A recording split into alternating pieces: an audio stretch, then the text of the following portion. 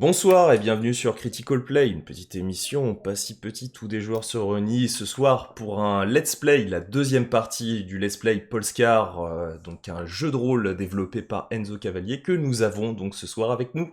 Salut tout le monde. Salut! Salut! Salut. Eh bien Enzo, merci encore d'être là. On est sur la deuxième partie de ton scénario, sachant que donc le financement participatif est terminé, mais on finit donc cette séquence de Polescar qu'on a vraiment adoré. T'as pris en plus le format de Critical Play et tu t'en es tiré magistralement. Donc J'ai fait mes devoirs. ouais.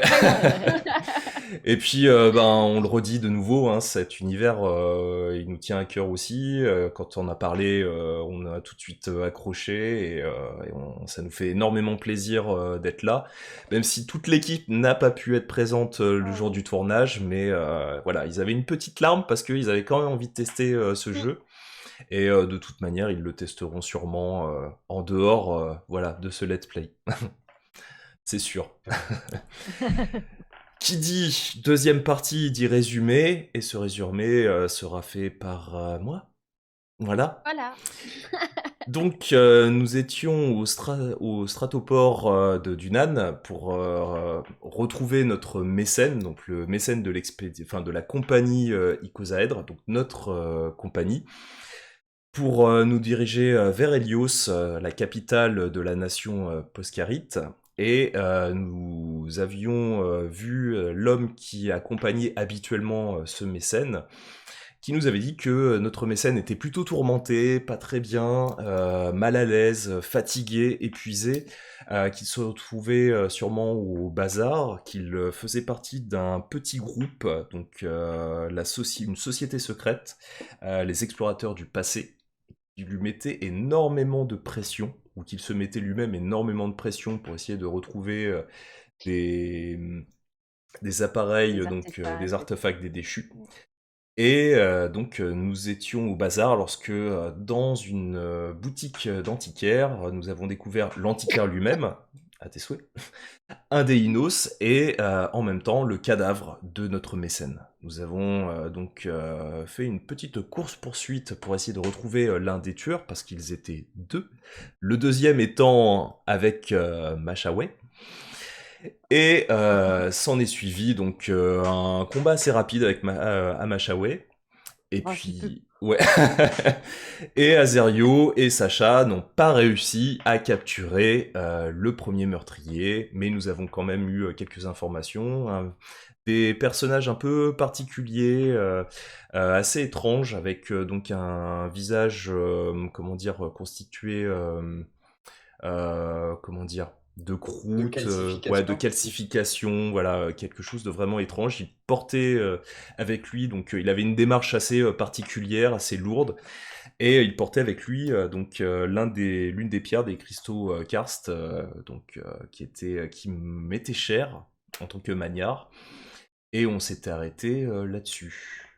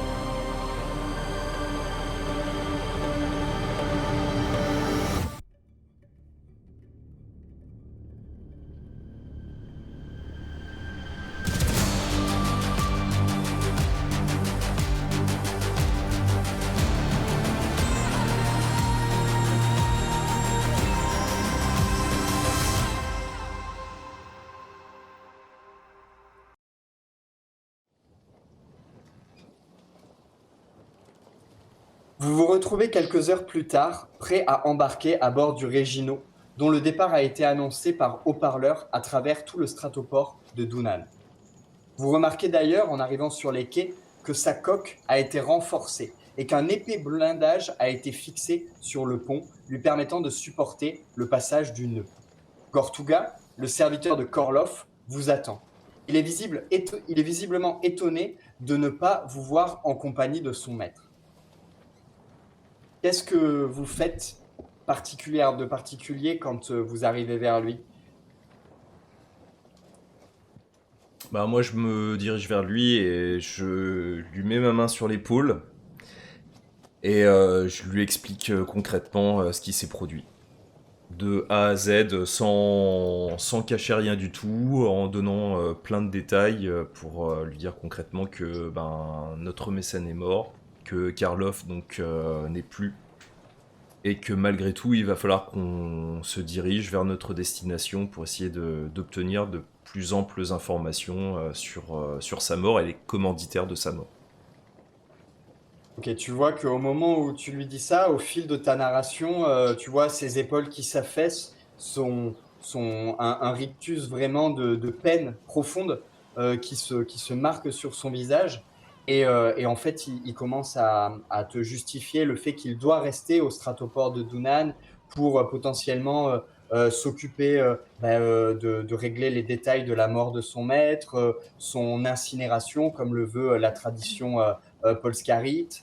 Voilà, il dit qu'il ne peut pas vous accompagner au regard de la situation et que si, selon vous, votre devoir est de prendre place dans le croiseur Regino, qu'il en soit ainsi, mais il lui paraît difficile de se joindre à vous. Ok. Néanmoins, sauf si vous essayez de le convaincre quand même de venir avec vous, je ne sais pas ce que vous faites. Vous essayez de le convaincre de venir avec vous ou plutôt... Moi je comprends. Je comprends, ouais. Ok.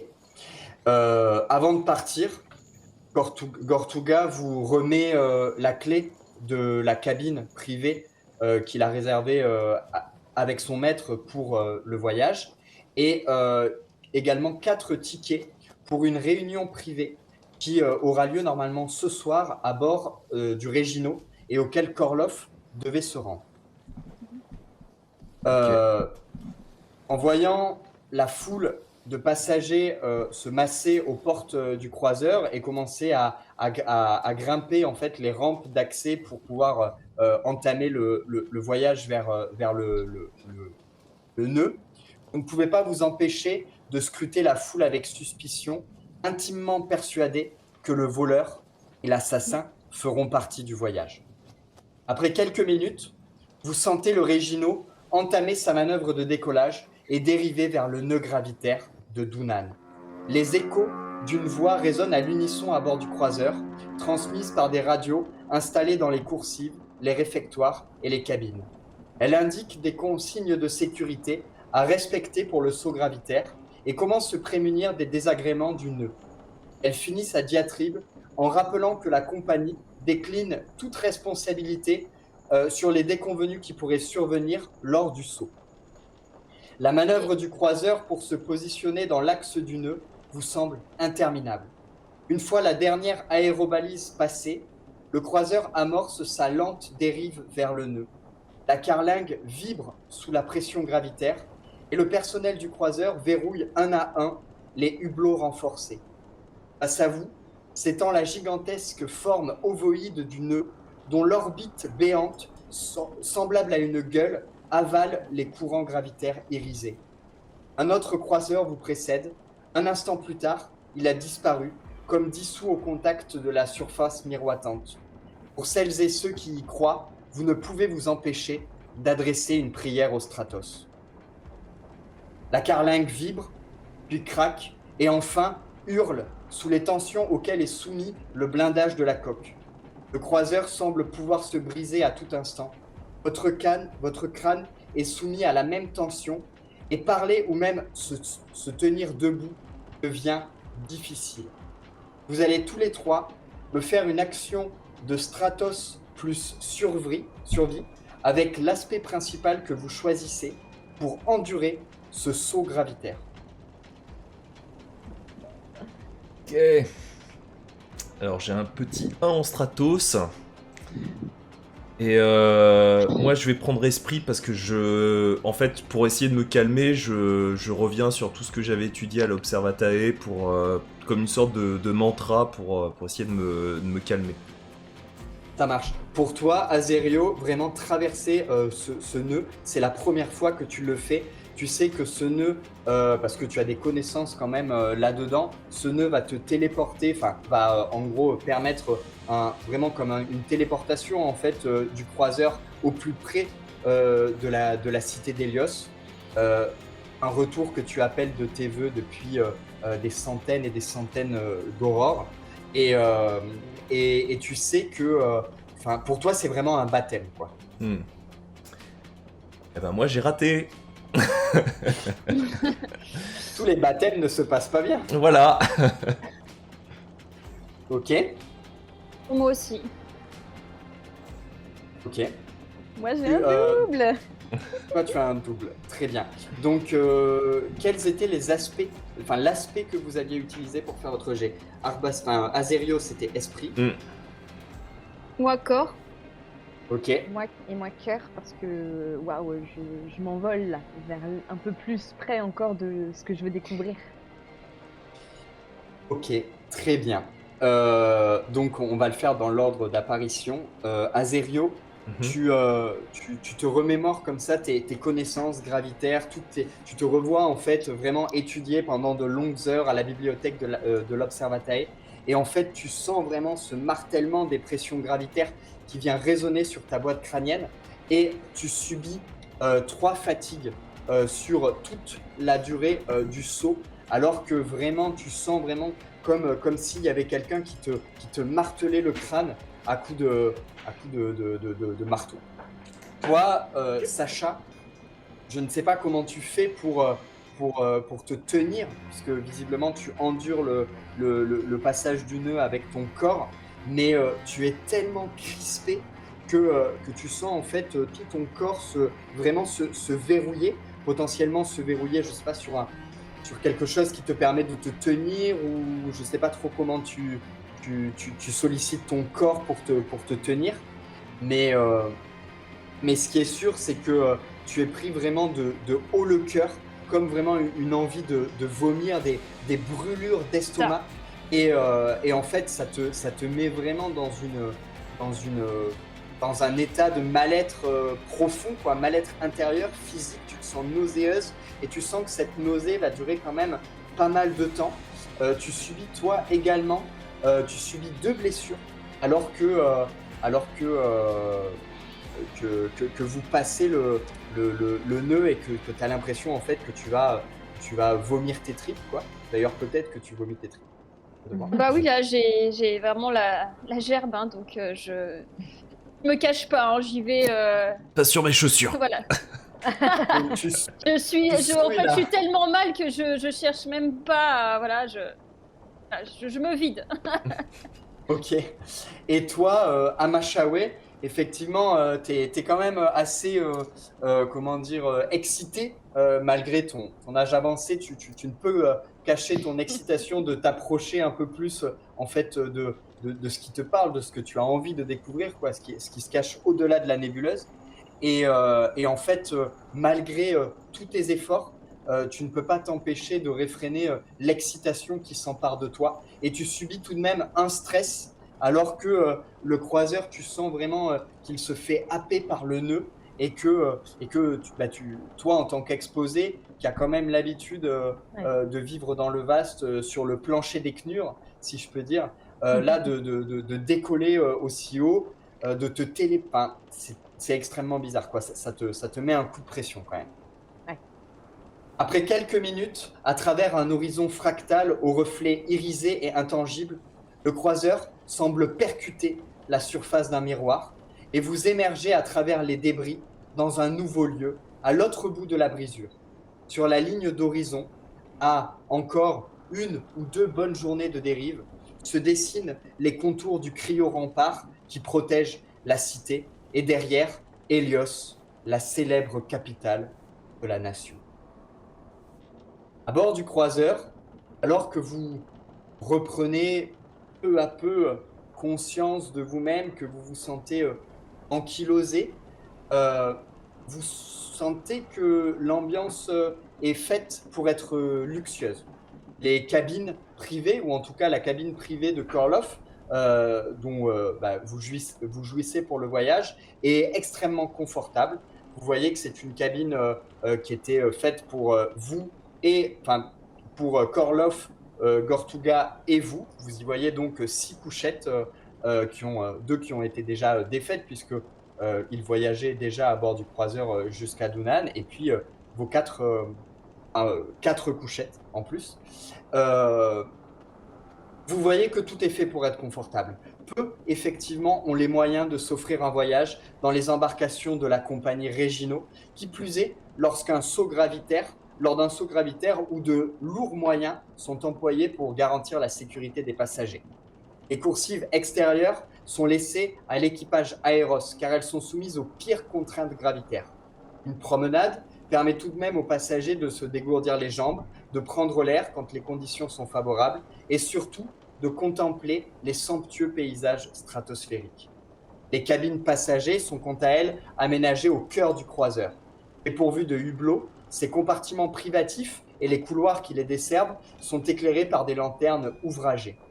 Dans chaque cabine, vous trouvez plusieurs couchettes au matelas confortable, 2 fauteuils de cuir bleutés, ainsi qu'une radio pour écouter les consignes de sécurité, mais également contacter le service de bord si nécessaire. Dans l'entrepont central, un large réfectoire où sont installées de petites tables rondes permet d'accéder à la salle de bal et au salon privé. Une verrière renforcée permet d'accéder à la promenade sous couvert d'y être autorisé. De l'autre côté du nœud, vous découvrez que de nombreuses embarcations attendent l'aurore pour franchir le portail. La nuit règne, la nébuleuse s'obscurcit peu à peu, illuminée par la lumière nébulique du nœud. Comment vous vous sentez de l'autre côté de ce nœud gravitaire? Je pense Moi, que c'est une j'émerge expérience, peu à peu. Non, j'ai toujours le mal de l'air. Et du coup, je vais chercher de quoi me passer de l'eau sur le visage. Donc, un point d'eau. Je sais pas s'il y a un endroit spécial dans la cabine pour se rafraîchir. Il y a une outre qui est mise à disposition avec potentiellement une grande écuelle pour faire ses ablutions matinales. Il n'y a pas d'eau courante, mais Ouais, voilà. ok. Et ben, je me dirige vers cet endroit-là et je me passe de l'eau sur le visage. Je bois, j'en Ok. profite aussi pour boire. Voilà. c'est le mauvais goût. Ouais. Pour rincer la bouche. Bien. Ah bah Shawé, je te laisse... Moi, je pense que c'est une expérience quand même exceptionnelle qu'on est en train de vivre. Et malgré la douleur, je suis beaucoup trop curieuse. Et je vais aller sur la promenade, si c'est possible, du coup, observer l'extérieur. Eh ben, moi, je suis dans la cabine, je suis un peu stressé. J'essaye de pas trop le montrer parce que à la fois je reviens chez moi, ça fait très longtemps que je l'attends, et en même temps, je sais pas ce qui m'attend précisément là-bas ou comment je vais amener la deuxième phase de ma vie. Je prends ma flasque où j'ai de la bouca, donc cet alcool fermenté. Je la bois un peu. Et pour remettre un peu d'ordre dans mon esprit, j'observe la cabine et je commence un peu à fouiller pour voir s'il n'y a pas des choses qu'a pu laisser Karloff qui pourraient donner des informations sur la personne ou les personnes qui ont pu le tuer. Très bien. Donc déjà, par rapport à la fois, par rapport au précédent épisode, vous vous êtes retrouvés, bien évidemment, vous vous êtes un peu remis de vos émotions. Hmm. Et donc, j'imagine que vous avez déjà, pendant le moment où vous attendiez votre montée dans le croiseur, vous avez un petit peu débriefé des récents événements. Hmm. Toi, en faisant la cabine est extrêmement réduite, en fait. Il n'y a pas de possibilité forcément de cacher quoi que ce soit. Mhm. Néanmoins, une sorte de buffet, comme une sorte de mini-bar, tu vois une sorte de reliquaire qui a été déposé là, donc un coffre relativement de bonne facture, un coffre verrouillé. Et voilà, qui visiblement a été amené là, qui fait partie des effets personnels de Korloff. Ok. Et bah, durant le trajet, est-ce que j'ai pu, donc en voyant le reliquaire, est-ce que j'aurais pu demander à soit à Mashaway, soit à Sacha s'il y avait une possibilité qu'ils puissent, enfin l'une des deux, ouvrir ce reliquaire. Ouais, carrément. Ouais. Bah, Fais donc. Ouais, bah La donc, demande ouais, ben Demande. je vous demande en fait pendant le trajet, je vous regarde en fait avant que donc Amashaway parte. Je vous regarde. Est-ce que l'une d'entre vous saurait ouvrir ce reliquaire? Et je le tourne donc dans leur direction. Je peux peut-être essayer. Je me dis, comme j'ai la compétence artisanat, peut-être que Ouais. ça peut m'aider. Tu vois. Carrément. Ah bah carrément. Crocheter une serrure, c'est carrément artisanat. Ouais. Qu'est-ce Avec, que je peux prendre du coup? Humain, par exemple? Ouais. Humain ou abrité, carrément. Eh ben, humain. Bien. Et j'ai... Oh, j'ai un full! Waouh. Ok. Et en moins Voilà. de temps en moins de temps qu'il ne faut pour le dire, tu vois les. Comment tu t'y prends? Bah, du coup, je suis assez minutieuse, j'observe selon certains autres reliquaires que j'ai pu rencontrer. Des fois, il y a des petits trucs qui s'appuient dessus et tout machin. Et puis là, j'ai trouvé le petit bouton qu'il fallait appuyer, quoi. Et tu entends vraiment le clic libérateur et tu vois le coffret en fait qui s'ouvre. Et à l'intérieur de ce coffret qui est quand même de bonne facture, hein, c'est un petit coffre de bois cerclé de fer. Tu trouves ce qui s'appelle une capsule radiophonique. Donc vraiment une capsule dans laquelle on peut enregistrer comme une disquette, quoi, une capsule dans laquelle on peut enregistrer un message radio qui va se répéter un certain nombre de fois, puisque ça fonctionne au phosphore et donc petit à petit le phosphore se consume. Mais voilà, on trouve une capsule radiophonique. Et est-ce qu'on peut l'écouter? Tu peux carrément l'écouter. Et quand tu cliques dessus, vous sentez cette odeur caractéristique du phosphore qui se met un peu en vibration, quoi, à l'intérieur de la capsule. Et vous reconnaissez immédiatement la voix de votre défunt commanditaire, la voix de Korloff, qui a l'air quand même assez fatigué et qui prononce un message qui ne semble pas vous être adressé particulièrement, quelque chose d'assez presque philosophique, et qui dit « Je peux te faire pleurer, je peux ramener les morts à la vie, je peux faire sourire et renverser le temps, je nais en un instant, mais dure toute une vie. Qui suis-je » Attends, j'ai eu 2 phrases là. Je peux te faire pleurer, ramener les Tu morts à la vie. réutilises une utilisation du phosphore pour réécouter le message. Attends. Moi j'ai entendu je peux te faire pleurer, je peux ramener les morts à la vie. Et après, j'ai pas trop entendu. Je peux renverser le temps. Oui, je peux renverser le temps. Il y a un autre truc avant le qui suis-je. Non? Oui, après renverser le temps, il y avait autre chose. Avec la naissance.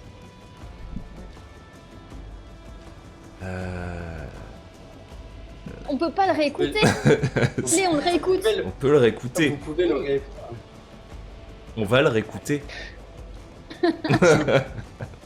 Je peux te faire pleurer, je peux ramener les morts à la vie, je peux faire sourire et renverser le temps, je nais en un instant, mais dure toute la vie. Qui suis-je? Et au moment où la voix de Korloff s'éteint, en fait, vous entendez un toquement à votre porte. Oui. Oui, ici le personnel de bord. Nous venons vous distribuer votre collation de bienvenue. Puis-je entrer?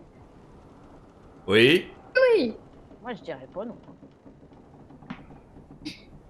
Donc vous voyez en fait une femme qui... Enfin, vous voyez la porte s'ouvrir et à ce moment-là, chez moi, la porte s'ouvre. Mais elle se referme visiblement. Et vous voyez en fait une femme assez âgée qui en fait se tient vraiment droite. Elle a un port très altier. Elle est dans un uniforme de la compagnie Regino, donc un de ces uniformes bleus vraiment très distingués. Tous ses boutons sont parfaitement alignés, etc. Et elle pousse tout simplement un chariot qui a l'air assez lourd, sur lequel sont déposées deux soupières, une théière qui fume de thé brûlant et une soupière qui visiblement, elle propose, ça sent le potage. Voilà. Et elle vous dit, j'espère que le passage du nœud gravitaire s'est déroulé dans de bonnes conditions et que vous ne souffrez d'aucun maux. Sachez que la compagnie Regino, malgré les quelques désagréments qu'un saut gravitaire peut encourir, la compagnie fait tout pour vous faire passer le meilleur voyage possible. Avez-vous besoin de quelque chose? Un peu de tabac, si vous en avez. On a le droit de fumer à bord. Bah oui, vous avez le Oui. droit de... Oui, oui. C'est un peu ambiance film noir, donc oui. C'est parfait. Il Non, semblerait ce sera qu'il bon, y ait- merci beaucoup. Il Très bien, semblerait écoutez, qu'il y ait une réunion n'hésitez- ce soir.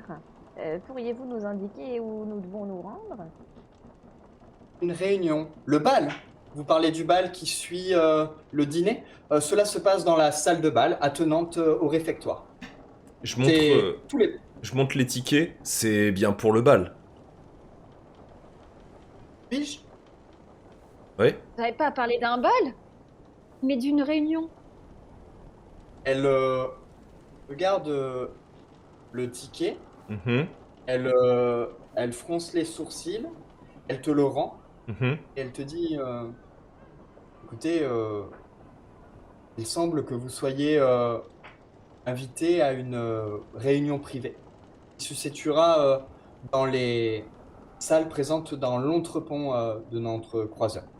Je m'excuse, mais je n'étais pas au fait que vous étiez des invités particuliers. Eh bien, maintenant, vous êtes au courant. Pas de Et problème. à quelle heure, précisément? Cette réunion aura lieu au cœur de la nuit, à la 3e lueur. Donc, vous savez que c'est à peu près aux alentours de 2-3 heures du matin, quoi. Elle te dit de mémoire, mais je vous conseille de vous adresser au personnel de l'entrepont. Elle se situera au 2e pont inférieur, coursive bâbord, 5e salle. Elle te donne comme ça Très une bien. localisation. Merci beaucoup. Ok. Très agréable, Merci ce à- petit service. N'hésitez pas, hein, vous pouvez nous contacter à tout moment à l'aide des radios de bord. Parfait. Parfait. Bon voyage. Et elle Merci. referme la porte et vous entendez le roulis de son chariot qui reprend sa progression à travers la coursive et qui retoque un petit peu plus loin à une autre porte. Hmm.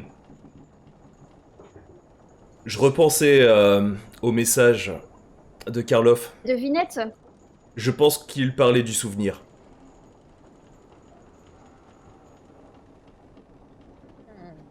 Effectivement, ça serait cohérent. Non, mais ce qu'il avait dit, c'était que ça restait à vie, qu'une fois que ça pouvait apparaître d'un coup, ça peut faire pleurer, ça peut renverser le temps, ça reste un souvenir. Ça peut être une possibilité. Maintenant, pourquoi il voulait absolument en faire une devinette et ne pas en parler directement? Peut-être que c'est le mot de passe pour la salle, ou pour autre chose. Mystérieux, mais intéressant, intriguant. Très étrange. T'es Bon. doué, Azario. Ma foi, disons que j'ai pris l'habitude de faire quelques devinettes de temps en temps, et j'adore le temps. Et jouer avec.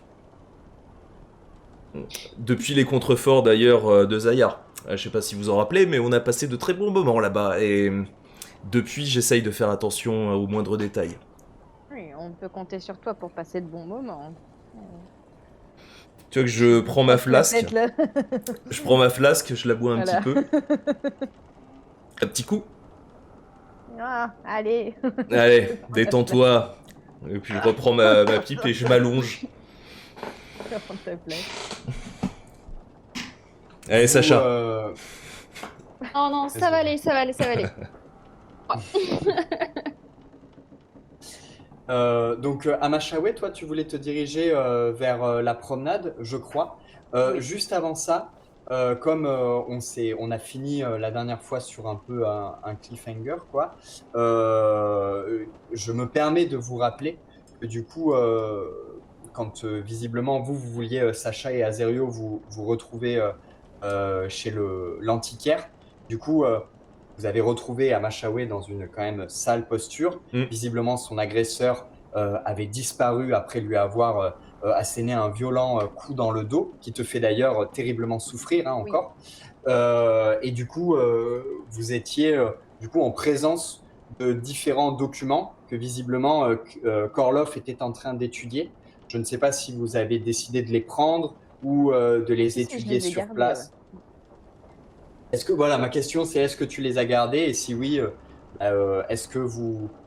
En fait, qu'est-ce que vous faites, sachant que là, en gros, on est en début de soirée, donc on va dire pour notre cycle horaire terrien, il est 18-19 heures. Le repas, en gros, est dans 2 heures, on va dire. Et puis, visiblement, beaucoup plus tard dans la nuit, la réunion auquel vous êtes conviés. On a le temps de les compulser un petit peu. Oui. Ouais. Alors on en profite. Très bien. Alors, pour rappel, vous avez une carte d'Hélios, vous avez un dessin au fusain qui représente une porte de pierre, vous avez différentes légendes au sujet d'une certaine bibliothèque engloutie, et vous avez également une lettre qui semble être adressée à Korloff. Et qu'est-ce qu'elle dit, cette lettre? Qu'est-ce qu'elle dit? Cette lettre, elle est adressée donc à votre commanditaire sur un ton désobligeant et elle semble effectivement provenir des supérieurs de Korloff au regard de comment la personne s'exprime.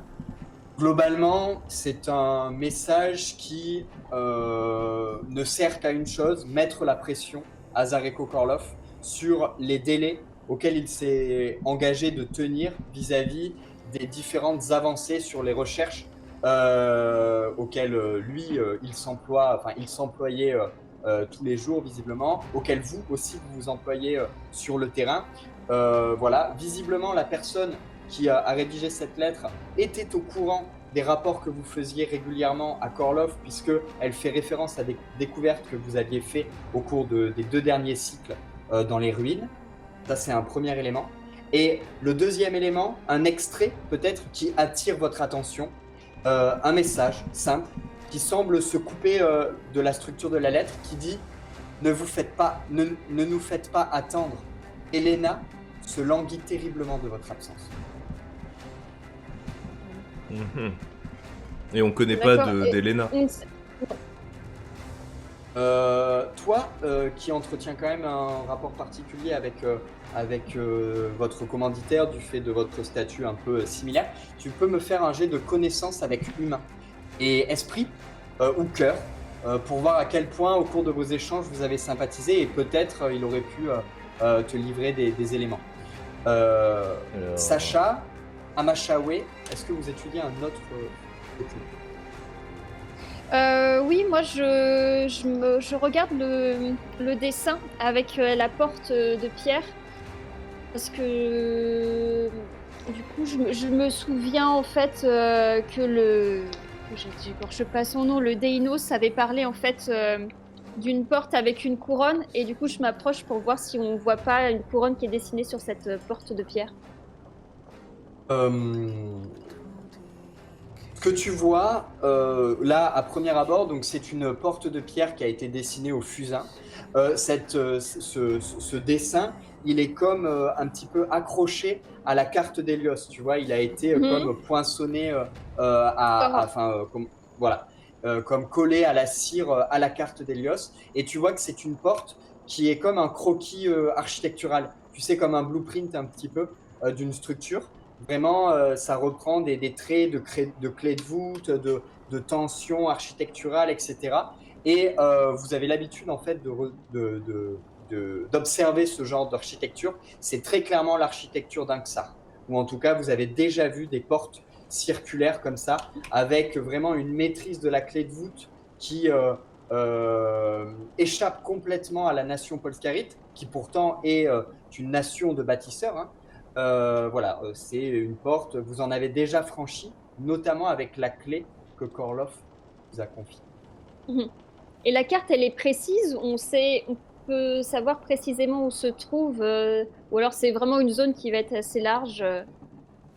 La carte d'Hélios, quant à elle, elle est assez banale.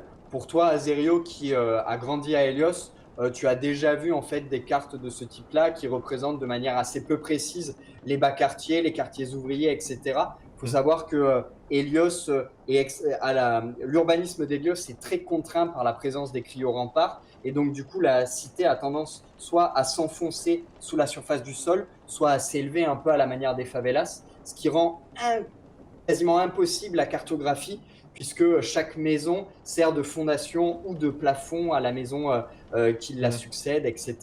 Néanmoins, toi, ce que tu vois, Sacha, en étudiant cette carte, et la porte a été fixée, c'est que visiblement, le lieu qui est pointé, c'est ce qui s'appelle le Luminazar, puisque vous savez, tout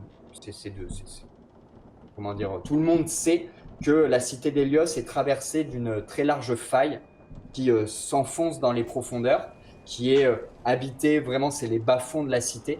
Et au fond de cette cité, il y a, dit-on, ce que l'on appelle le Luminazar, c'est-à-dire un quartier d'Ainos. Ok. Voilà. Donc ça, c'est ce que toi, tu identifies. Et moi, j'ai D'accord. fait un triplé pour mon test de connaissance. Ok. Il t'en a effectivement parlé au cours de vos échanges. Elena, c'est tout simplement sa compagne. D'accord. Je le dis à mes compagnons. Elena, sa compagne. Et d'ailleurs, tu te rappelles qu'il était assez inquiet puisque lorsqu'il a rejoint la société, cette société-là, les explorateurs du passé, il avait d'ailleurs envoyé Elena, sa femme, en voyage un peu diplomatique jusqu'à Hélios pour s'occuper justement de tous les détails liés à son intégration à cette société, et que lui, il était en incapacité de mener un si long voyage puisqu'il était trop occupé à faire la liaison avec vous, et puis il était trop plongé dans ses recherches, donc il avait envoyé sa femme. Je sais pas dans quoi il Voilà. s'est fourré, Et- mais c'est dangereux. C'est En comme tout s'il cas, la retenait la carte nous indique un quartier précis de Luminazar. Et les Deinos. Peut-être, oui, Hmm. peut-être que cette porte peut être ouverte avec notre clé. Porte en pierre, clé en pierre. Il y a de grandes chances. En tout cas, les gens qu'on va peut-être rencontrer ce soir sont peut-être intéressés par notre clé. On pourrait alors soit on la porte sur nous, soit on la cache ici ou quelque part où on sera sûr qu'ils ne vont pas nous la voler. Vous entendez des bruits d'enfants provenir de la cabine adjacente, voilà, Ouais. sans pour autant que ça.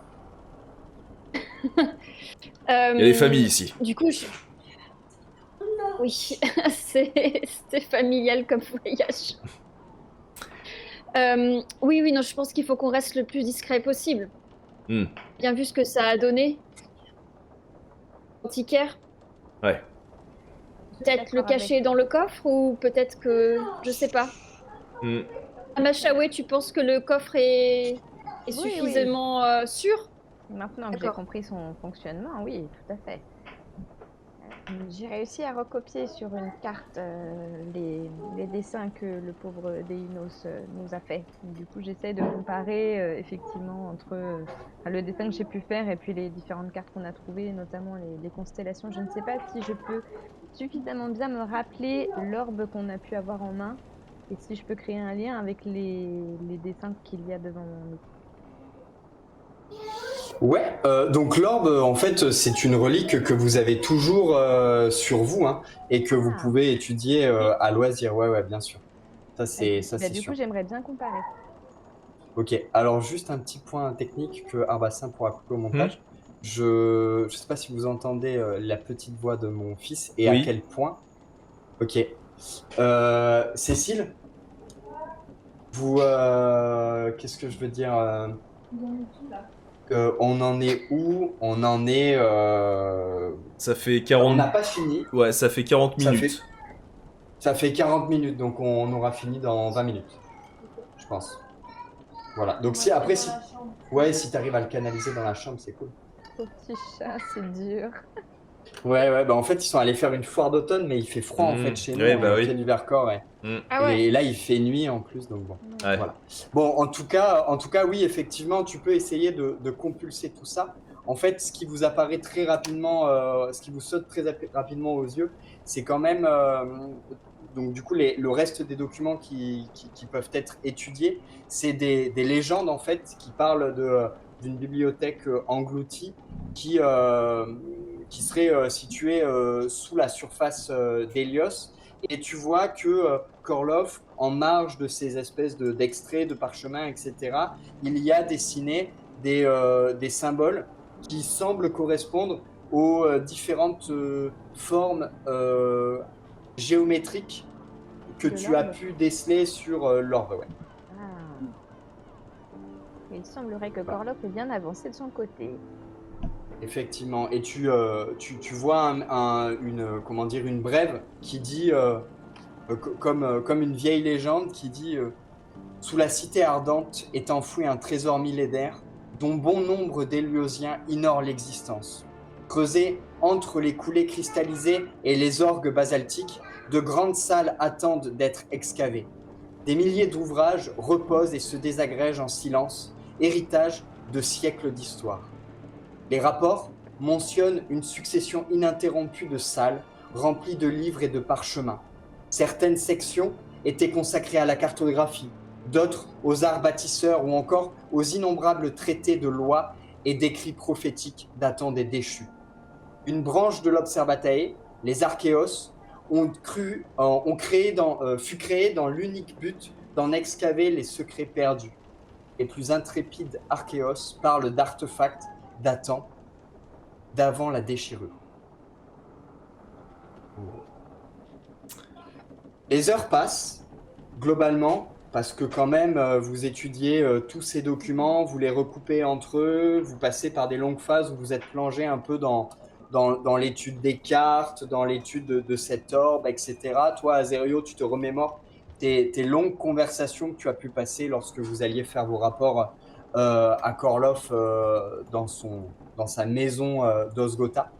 Et puis, à un moment, comme pour vous ramener à la réalité, vous entendez des bruits de pas dans la coursive, des bruits de pas un peu feutrés, comme quelqu'un d'une taille assez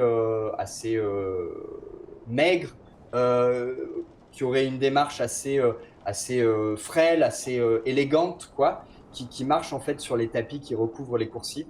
Et vous voyez juste du coin de l'œil une lettre en fait qui glisse sous votre porte et les pas qui continuent à pas feutrer. Ben, prends la lettre, je regarde. Ok. C'est une lettre qui est à l'intention de la compagnie Icosaèdre. C'est comme un télégramme, tu sais, plié en quatre. C'est pour nous.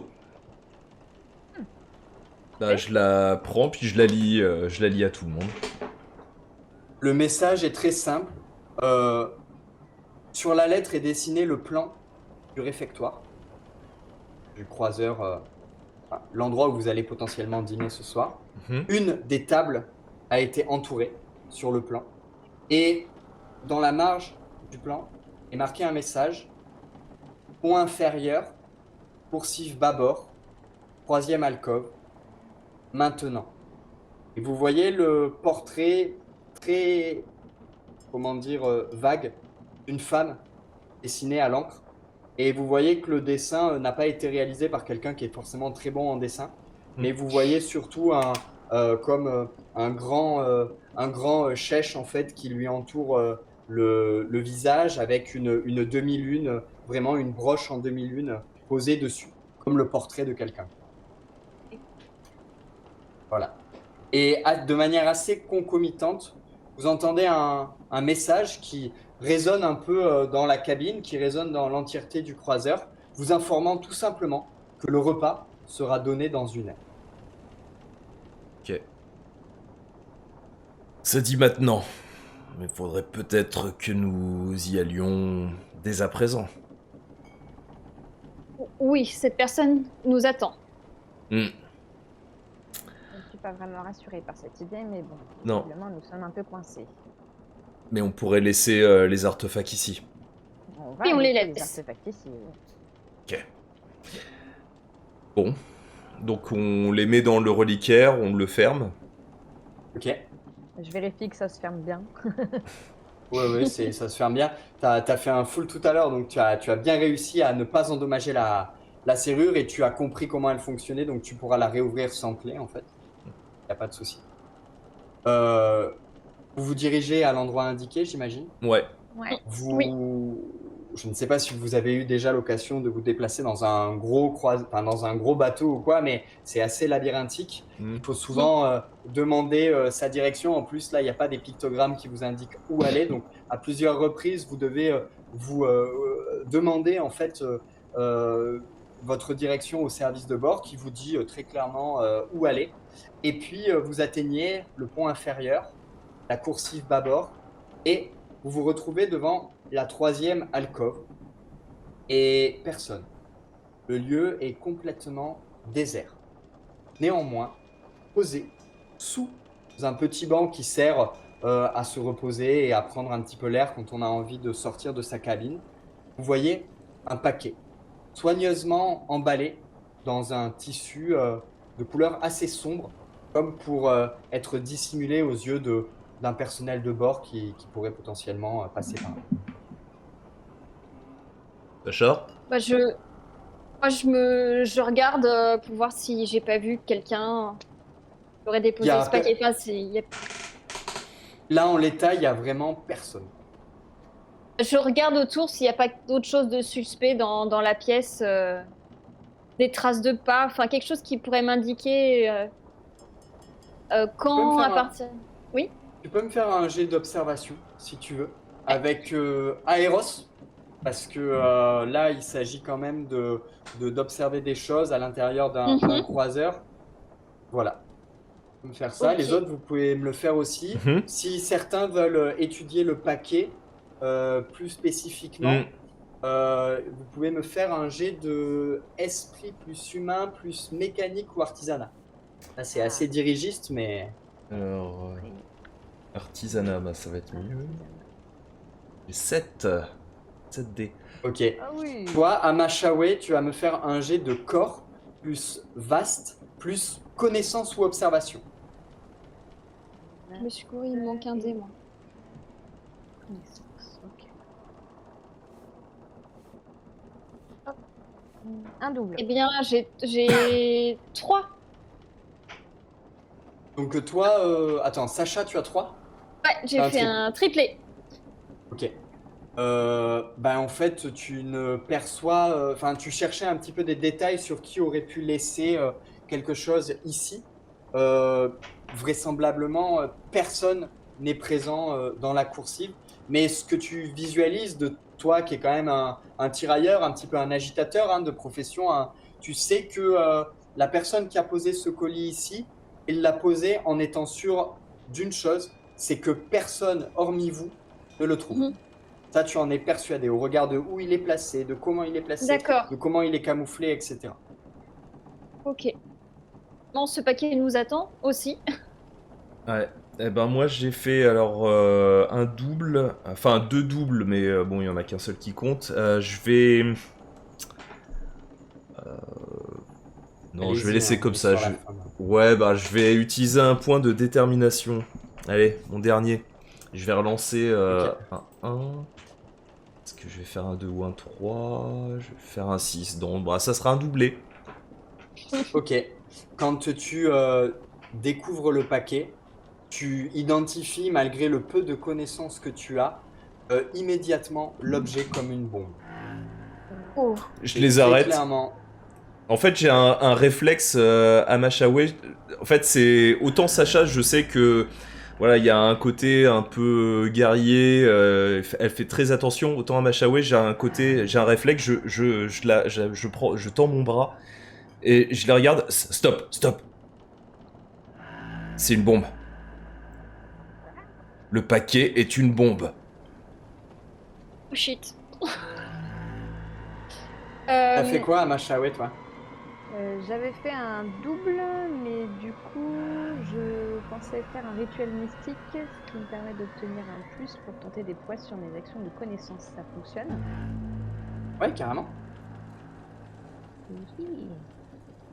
Donc là, est-ce que tu veux bien réexpliquer comment ça se passe pour une prouesse? Bah, pour une prouesse, c'est très simple. Tu constitues ton pool de dés dans ta main et tu Ouais. dis, je tente une prouesse. Ça veut dire que tu dois réussir à faire un quadruple à la fin de toutes tes relances. Si c'est le cas, tu fais une prouesse. Je te dirai quand même un petit peu ce que tu trouves, mais tu pourras décrire ce qui se passe, prendre la main sur la narration. Si ce n'est pas le cas, ce sera une complication et tu devras aussi décrire l'effet catastrophique de ton action. Yes. Ok. Donc là, ça me...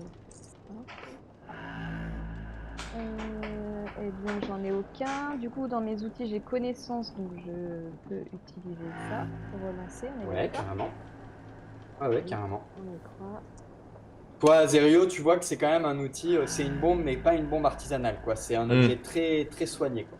Je peux D'accord. utiliser autant d'outils que je veux ou je suis limitée? Tu peux utiliser un maximum de 2 relances.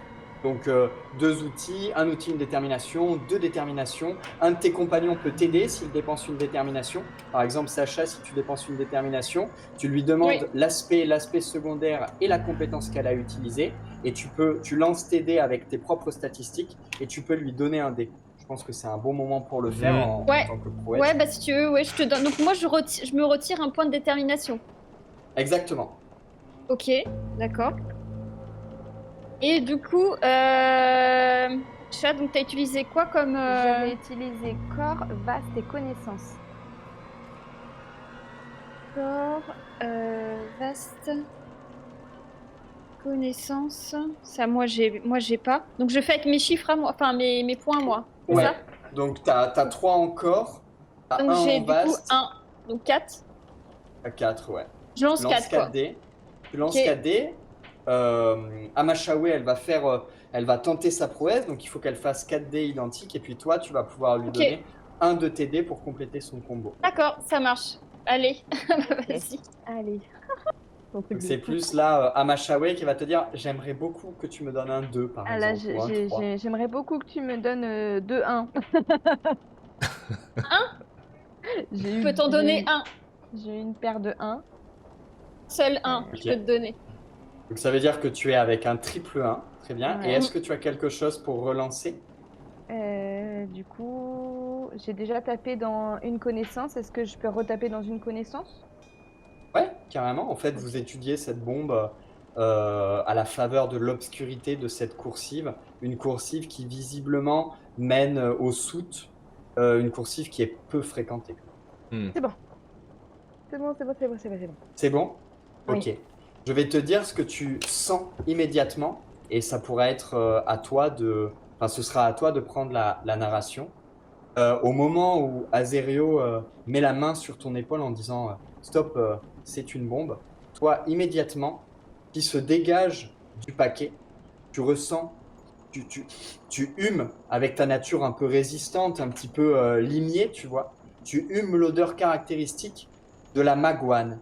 La maguane, c'est tout simplement une plante qui pousse dans le vaste et qui est très connue puisque la sève la sève de ses racines a un parfum mortel.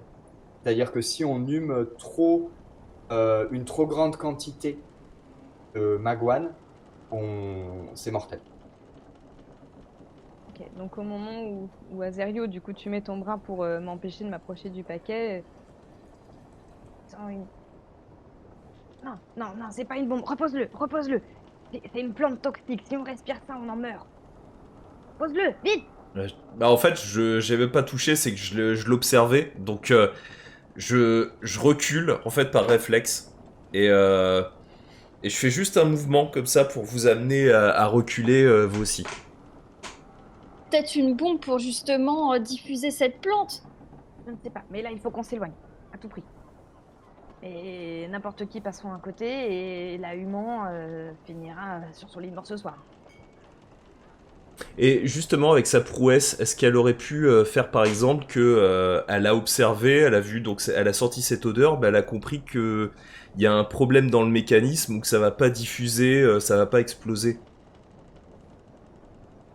Elle peut agir. En fait, ça dépend comment toi Hmm. ça dépend comment tu veux interagir sur ta prouesse. Mais globalement, elle pourrait dire, ah mais en fait, je comprends complètement le mécanisme de la bombe ou Hmm. j'ai dans mon sac des plantes médicinales qui peuvent. Enfin, je peux constituer un antidote qui nous permettrait d'inhaler la maguane sans être tu vois, elle peut Hmm. pas forcément Ouais. impacter sur le mécanisme de la Ouais. bombe, Hmm. mais au travers de son personnage, elle peut Hmm. impacter sur son interaction avec la bombe. C'est D'accord. comme ça qu'en général fonctionne la prouesse, pour ne pas nuire au scénario, tout en rajoutant quand même des petits Hmm. facteurs aggravants D'accord, ou ok. limitants.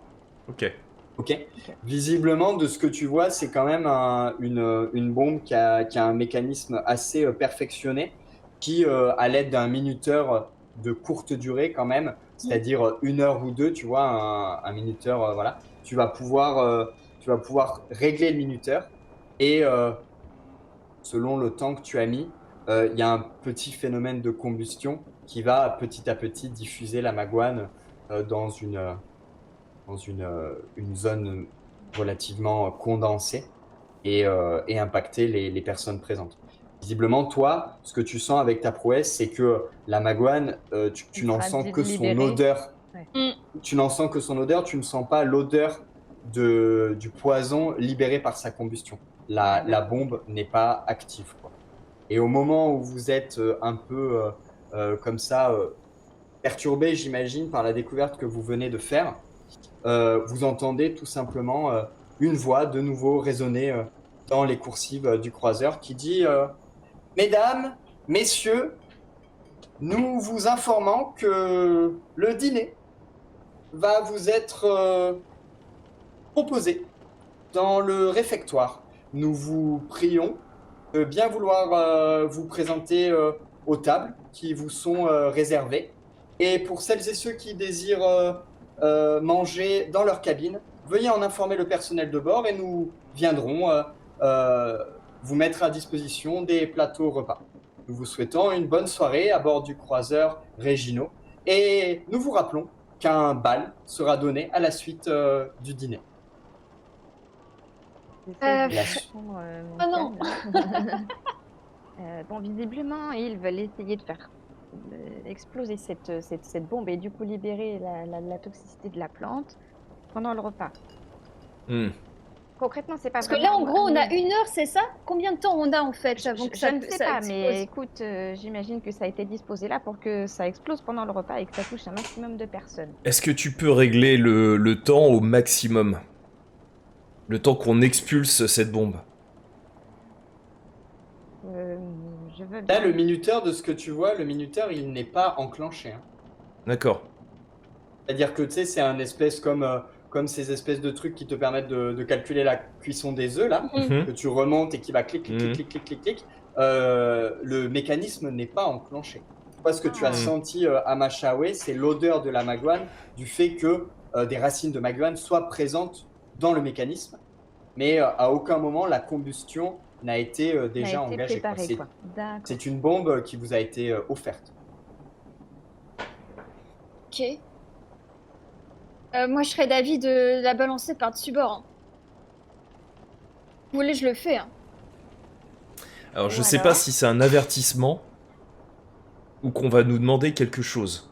Je pense qu'on a la même idée. Je pense qu'effectivement, on nous demande de la déposer à notre fameuse réunion de ce soir. Parce que je pensais que c'était enclenché, mais visiblement non. Ce qui veut dire que c'est à nous de le faire. Il en est hors de question que je dépose une bombe sans savoir qui, pourquoi, comment. Hmm. On va pas la laisser là. Imaginez si quelqu'un Non. tombe dessus. Non. Sachant que le message qui vous l'a adressé indiquait une table Hmm. et une personne. Une personne, ouais. Une femme.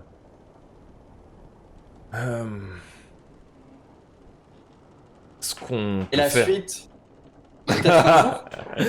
Ah oui. Oh là là là là, non. Je suis désolé, mais je crois que oui. je crois qu'on t'avais on m'a Ouais, imposé ouais. des horaires. Exactement, c'est vrai. Et on en a fini avec cet épisode. Et puis bah ouais, c'était intéressant. On avait envie de savoir la suite. En tout cas, vous pourrez savoir la suite dans le scénario qui sera livré avec le livre, c'est ça? Et racontez-nous! Ouais. Exactement. Et ben en tout cas, oui, effectivement, là, on est sur l'amorce du scénario qui amène à s'intéresser aux événements de Portamundis et qui plongeront les membres de la compagnie Icosaèdre dans les méandres de cette société secrète, les explorateurs du passé, qui semblent se réunir à bord du croiseur ce soir, mais qui visiblement cherchent une bibliothèque engloutie sous les fondations d'Hélios. Voilà, c'est la première partie d'un scénario qui vous mènera à découvrir pas mal d'éléments, notamment le nouveau peuple qui est jouable à l'aide de ce supplément, ou en tout cas le nouveau peuple qui est rencontrable à l'aide de ce supplément, à savoir le déchu. Voilà, j'espère en tout cas que vous, ça vous a plu, que ça vous a pas frustré, même si je crois comprendre que la si, frustration est Ah si, c'est toujours frustrant, un Oui. one shot. Ah, tiens, laisse Ouais, en on plus, savait c'est un qu'on allait one-shot, pas finir. Oui, oui, oui. Mais Après, c'était cool. Peut-être Ah ouais, qu'on c'était cool. on le finira en off un jour Ouais. de notre Bah ouais. côté. Bah ouais, Ouais, carrément. ce En serait tout- trop cool. En tout cas, on vous laisse on vous laisse découvrir les secrets de ce scénario et aller au bout et peut-être vous décider d'un autre futur pour cette bombe et Ouais. ces personnages. Oui, puisqu'on était assez pacifiste, mais qui sait, peut-être que vous avez envie de la tenter, de poser cette bombe très facilement, voilà, Non, sans non, état non, d'âme. non. Mais en tout cas, nous, oui, ça nous a fait réfléchir. Alors, en tout cas, merci Enzo pour cette partie qui était vraiment cool.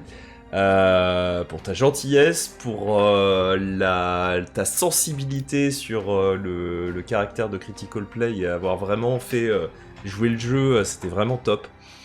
Et merci encore aussi d'avoir voulu qu'on fasse cette partie avec toi. Et puis bon, bah, on souhaite le meilleur pour Polskar et pour Le toi. meilleur. Ouais. En tout cas, ça le Bah, mérite. merci. Ouais. Ouais, bah, alors on va diffuser cette deuxième partie de vidéo, le financement aura fini. Peu importe à quel niveau on est arrivé, etc. Déjà, le projet est une belle réussite. Et moi, la chaîne de Critical Play, c'est une chaîne que je suis depuis déjà l'époque de Fumble Play. Donc c'était déjà depuis l'époque de Fumble Play, j'avais envie de vous rencontrer, de vous faire jouer à Polskar. Et du coup, c'est vraiment cool de l'avoir fait aujourd'hui, en plein financement participatif, au moment où le supplément de Critical Play peut être débloqué. J'espère qu'il l'a été. Allez. Et nous du futur nous le dirons, mais en tout cas, ouais, Ouais. C'est ça. très très cool. Et puis au plaisir de vous faire jouer la suite. Bah écoute, Ah bah avec oui. grand plaisir. Carrément. Ouais, avec plaisir.